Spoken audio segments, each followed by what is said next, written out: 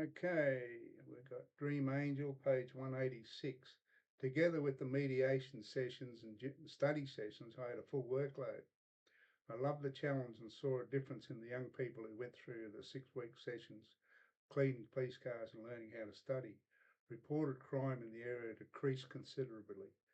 Thursday nights I went to college in Bob's class and it was an electric atmosphere. Other students had teenagers of their own. Soon after I arrived, they wanted me to tell them stories about what happened during the week. Bob sat amazed and listened to the stories I spoke about and different cases I had. I loved it.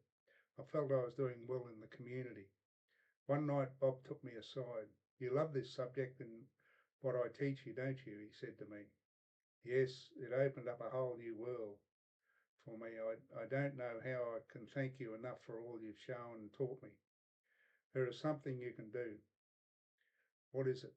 What about we write a book about what you are doing? You want me to write a book with you? I asked aghast. Yes, I'll write the theory of the book and you write the case studies like you explain here in class, and we'll dovetail them both together. What do you think? I don't know if I can write good enough. You write well enough. What do you think? Yeah, all right, I'll give it a go. What do you want me to do? When you have a case, I want you to write the case notes in a story like you did for the assignment. I will write the theory and we'll put it together. We should have it done in 6 weeks, he replied in a confident and reassuring voice. When do we start? I wanted to know. Tonight. If you can have a story from me next week, bring it to the class and I'll write something and I'll give it to you when you give me the story. We started.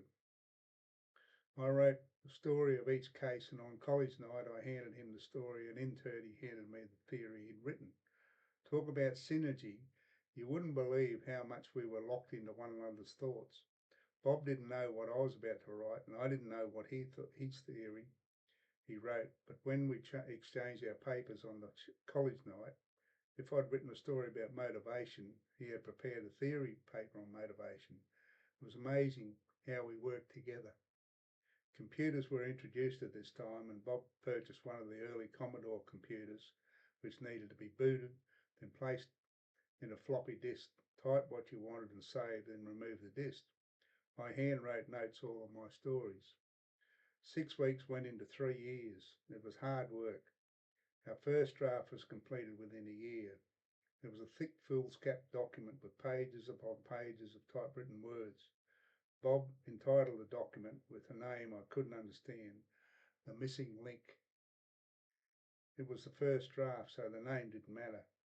We printed 20 copies and handed them to different people to read, mainly professional people, school teachers, police and social workers. I wanted feedback. Did I get feedback? It wasn't the type of feedback I was after. It was crucial. It was critical and degrading for the long hours we'd put into it.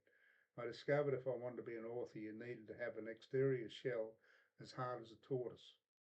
I wasn't about to give up, and you had to believe in what you wanted to do. Bob and I reviewed the first draft and set about to write the second draft. One afternoon, I was driving between Redcliffe and Petrie when a thought sparked in my mind.